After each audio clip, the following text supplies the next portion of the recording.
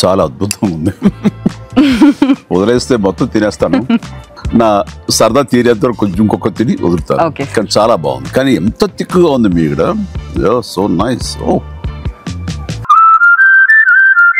భారతదేశ విదేశాంగ విధానాన్ని చూస్తే కొన్ని ఆసక్తికర పారాడాక్సెస్ కనబడతాయి. ఉదాహరణకు మనము అమెరికా నాయకత్వంలోని చైనా వ్యతిరేక కూటమి క్వాడ్లో ఉన్నాం. కానీ అమెరికా కోరిక ఏంటంటే ఆ క్వాడ్ను మిలిటరైజ్ చేయాలి అని. కానీ భారతదేశం అందుకు సిద్ధంగా లేదు. అంటే చైనా వ్యతిరేక కూటమి క్వాడ్లో ఉన్నప్పటికీ క్వాడ్ మధ్య అనేక రకాల సంబంధాలు, డిఫెన్స్ కోఆపరేషన్ మొదలుకొని అన్నీ ఉండొచ్చు.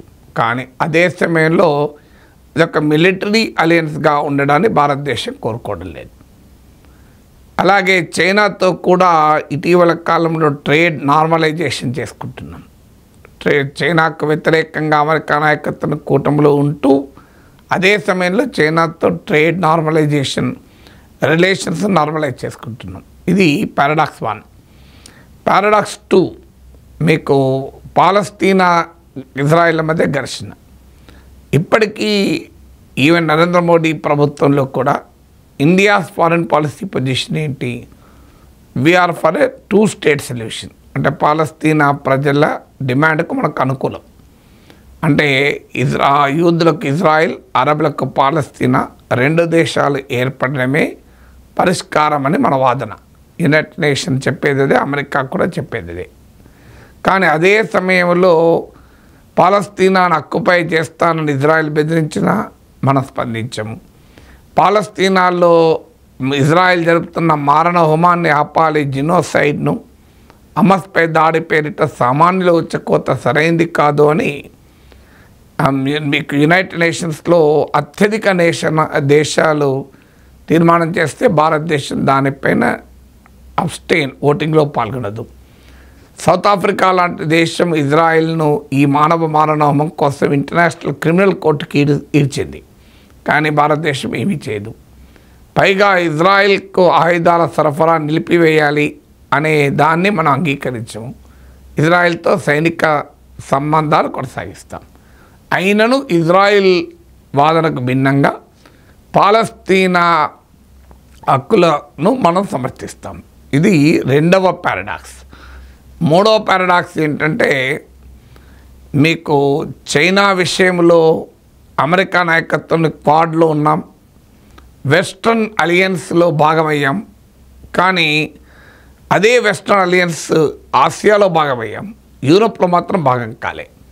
యూరప్లో రష్యా పైన అమెరికా, యూరప్ ఉక్రెయిన్కి అనుకూలంగా ఉంది.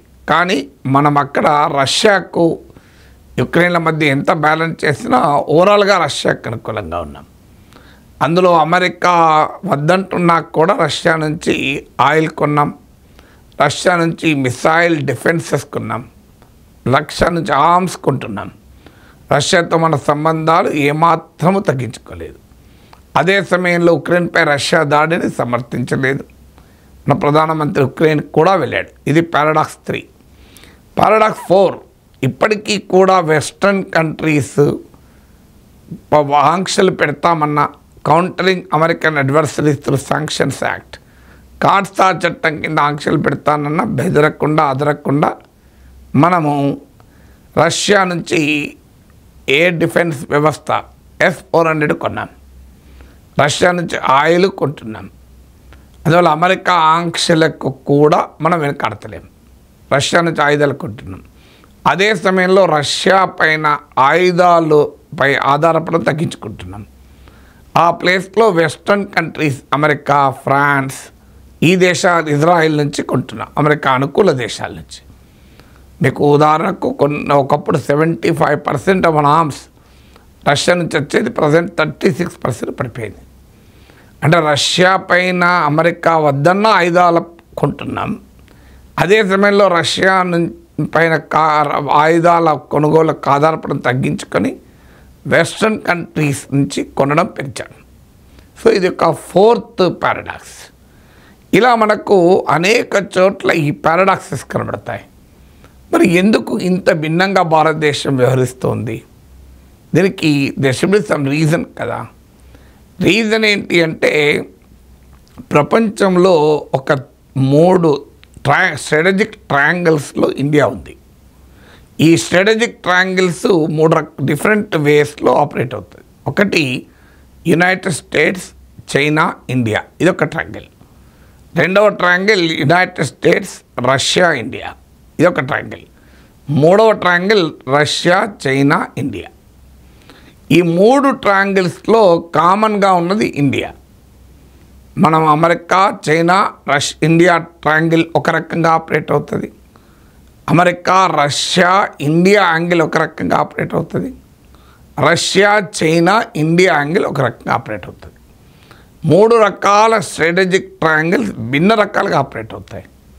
ఉదాహరణకు మనం అమెరికా, చైనా, ఇండియా ట్రయాంగిల్ తీసుకుందాం. సో ప్రపంచమంతా ఇలాగే స్ట్రాటజిక్ ట్రయాంగిల్గా ఉండదు. ఈ అమెరికా, చైనా, ఇండియా స్ట్రాటజిక్ యాంగిల్లో కన్వర్జెన్స్ ఉంది అమెరికన్ ఇంట్రెస్ట్లకు, ఇండియన్ ఇంట్రెస్ట్లకు. అమెరికన్ ఇంట్రెస్ట్ ఏంటి? చైనాను కంటైన్ చేయడం. ఇండియన్ ఇంట్రెస్ట్ ఏంటి? చైనాను కంటైన్ చేయడం. సో ఈ స్ట్రాటజిక్ ట్రయాంగిల్లో ఎప్పుడు కూడా ఏ ట్రయాంగిల్లో అయినా 2 భుజాలు కలుస్తాయి. కలిస్తే 3వ భుజానికన్నా ఎక్కువగా ఉంటుందని కలుస్తాయి. The sum of the 2 sides is always greater than the 3rd side. మీకు ఈ ట్రయాంగిల్లో మీరు అమెరికా, చైనా, ఇండియా ఈ ట్రయాంగిల్లో చూడండి, భారతదేశము, అమెరికా కలుస్తుంది. కారణం కామన్ ఇంట్రెస్ట్లు ఉన్నాయి కనుక. సో ఇక్కడ కామన్ ఇంట్రెస్ట్లు ఏంటి? చైనాను కంటైన్ చేయడం. కామన్ ఇంట్రెస్ట్లు ఉన్నప్పుడు 3 sides 2 sides కలిసిపోతాయి. అందుకే ఇక్కడ కలవగలిగింది. 2 sides కలిస్తే 3rd side కన్నా ఎక్కువ ఉంటుంది అని అభిప్రాయం. జామెట్రీ అది. సో స్ట్రాటజిక్ జామెట్రీ ఏం చెప్తోంది? అమెరికా, ఇండియా కలిస్తే చైనాను కంటైన్ చేయొచ్చు. చైనా కంటైన్ చేయడం అనేది అమెరికా లక్ష్యం, ఇండియా లక్ష్యం. సో ఇది ప్రధానంగా మొదటి ట్రయాంగిల్ ఆపరేట్ అయ్యే విధానం. సో రెండవ ట్రయాంగిల్ ఎలా ఆపరేట్ అవుతుంది? America, Russia, India. ఈ ట్రయాంగిల్లో రష్యాను కంటైన్ చేయడం అమెరికా లక్ష్యం, కానీ ఈ రష్యాను కంటైన్ చేయడం ఇండియా లక్ష్యం కాదు. So there is no strategic convergence in this triangle. మీరు మొదటి ట్రయాంగిల్లో స్ట్రాటజిక్ కన్వర్జెన్స్ ఉంది కనుక చాలా క్లియర్గా ఆ ట్రయాంగిల్లో మన పాలసీ సింపుల్. కానీ సెకండ్ ట్రయాంగిల్కి వచ్చే వరకు there is no strategic convergence. ఇండియాను కంటైన్ చేయడము అమెరికా, రష్యా లక్ష్యం కాదు. రష్యాను కంటైన్ చేయడము మన ఇండియా, అమెరికా లక్ష్యం కాదు. అందుకే అది ఎలా ఆపరేట్ అవుతుంది? మనం రష్యాతో సంబంధాలు కొనసాగించుకుంటున్నాం. అమెరికా ఆంక్షలు విధిస్తామన్నా వెనకాడతలేం.